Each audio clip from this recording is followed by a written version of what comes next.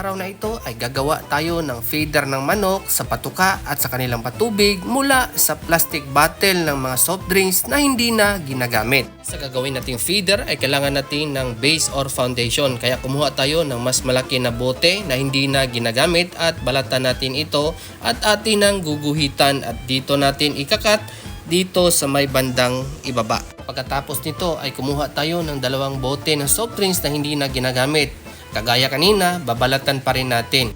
At pagkatapos natin itong balatan ay susunod na natin ang patungan ng ating bote. Ang sukat ng ating PVC pipe na ginamit ay 1 inch. Ang PVC pipe na ito ay putulin natin ng 2 inches. Dahil ito ang magsisilbing tagahawak ng ating bote na gagawin nating feeder mamaya. 2 feeder ang ating gagawin, kaya 2 2 inches ang ating kailangan na PVC pipe. Dahil tapos na natin putulin, ganito na ang kanilang magiging itsura. Kumuha ng soldering iron para mabutasan natin ang ating PVC pipe dahil lalagyan natin ito ng tornilyo mamaya. Sa kada isang PVC pipe ay kailangan lamang na 2 tornilyo ang ating ilagay dahil ito ang magsisilbing mating ng ating PVC pipe.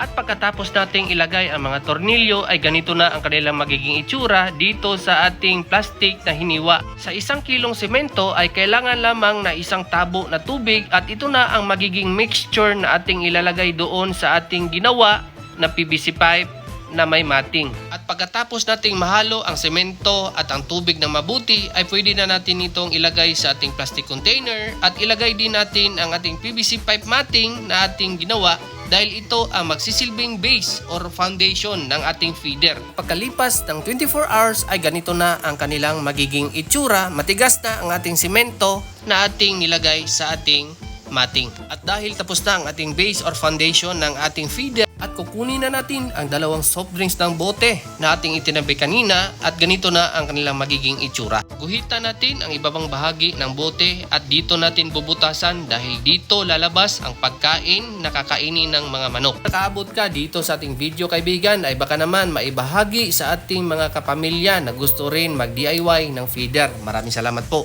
Dahil ang feeder na ito ay gagawin nating patuka ng manok kaya medyo malaki ang butas na ating ilalagay. Pagkatapos lagyan ng butas ang 2 bote ng soft drinks ay pwede na natin itong lagyan ng patuka at lagyan ng tubig upang magamit na ng ating mga alagang manok.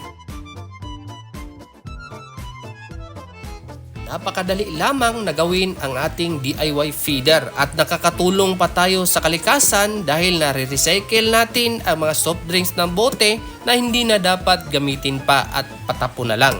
At pagkatapos natin lagyan ng patuka ng manok at ang tubig ang ating DIY feeder ay ganito na ang kanilang magiging itsura. Napakaganda po! Sa mga gustong sumubok ng ating DIY feeder ay maaring ulit-ulitin ang video or i-post ang video kung saan hindi nyo ito nakabisadong mabuti. At maraming salamat po sa inyo sa lahat ng walang sawang suporta. At hanggang dito na lang, hanggang sa susunod na tutorial na ating gagawin. Maraming salamat.